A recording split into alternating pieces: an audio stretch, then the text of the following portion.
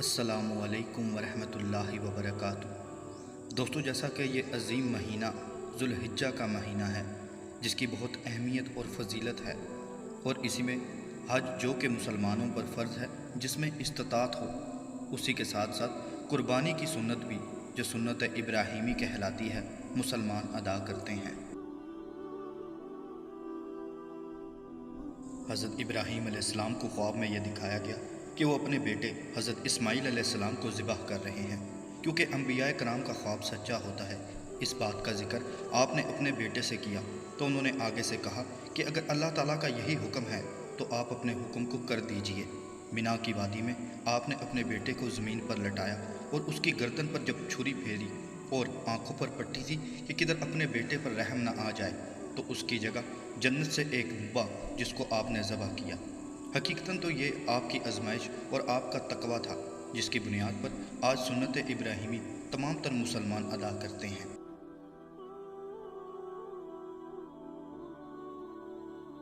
اسی طرح سورۃ الحج کی آیت میں فرمایا گیا، اللہ تعالیٰ کو قربانیوں کے گوشت نہیں پہنچتے، نہ ان کے خون، بلکہ اس سے تمہارے دل کی پرہیزگاری پہنچتی ہے۔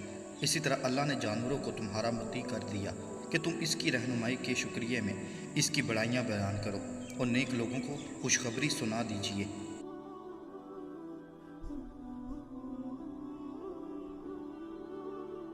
صحیح مسلم اور مشکوٰۃ المصابیح کی ایک ڈیٹیل حدیث میں، جس میں آپ صلی اللہ علیہ وآلہ وسلم نے حج اور اس کی تمام عبادات کو سر انجام دیا اور آخر پہ 63 اونٹ اپنے ہاتھ سے نحر کیے، پھر حضرت علی رضی اللہ عنہما کے سپرد کر دیے، اور جو بچ گئے تھے وہ انہوں نے نحر کر دیے۔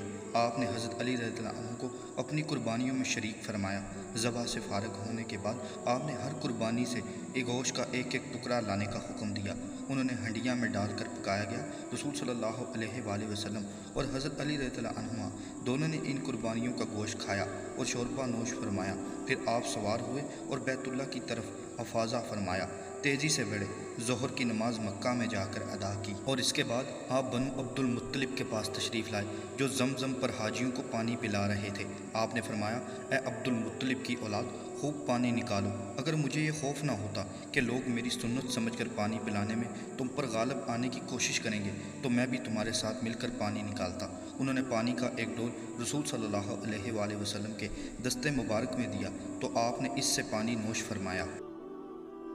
نبی کریم صلی اللہ علیہ وآلہ وسلم نے اپنی تمام تر امت یعنی کہ 63 سال کے عوض 63 اونٹوں کو ذبح فرمایا، اور اسی میں آپ صلی اللہ علیہ وآلہ وسلم نے اس قربانی کے گوشت کو بھی نوش فرمایا۔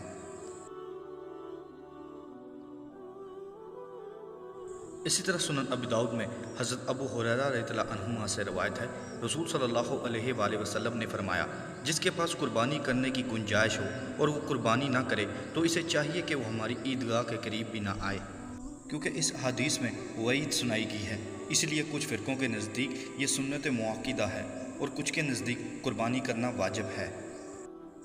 اب آیا دوستو، قربانی سنت مؤکدہ ہے یا واجب ہے؟ یہ تو ایک الگ بحث ہے، لیکن انسان کو چاہیے، کیونکہ آپ صلی اللہ علیہ وآلہ وسلم سے پہلے یہ سنت ابراہیمی ہے، اور اس کے بعد آپ صلی اللہ علیہ وآلہ وسلم نے بھی اپنی تمام تر زندگی کے لیے 63 اونٹوں کو نحر کیا۔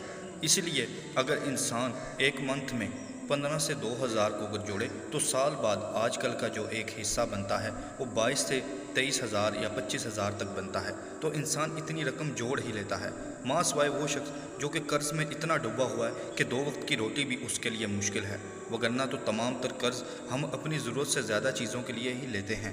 اس لیے یہ چاہیے کہ سنت ابراہیمی اور اس قربانی والی عظیم تر عبادت کو ضرور انسان پورا کرے۔ اللہ تعالیٰ سے دعا ہے کہ وہ ہم جب تک زندہ ہیں ہمیں اس عظیم تر سنت اور عبادت کو پورا کرنے اور استطاعت کی توفیق عطا کرے۔ اللہ تعالیٰ سے دعا ہے کہ وہ اسی موقع پر ہمیں اپنے گناہوں اور تمام تر برائیوں کو بھی ذبح کرنے کی توفیق عطا کرے اور ان تمام تر برائیوں اور گناہوں سے دور رکھے۔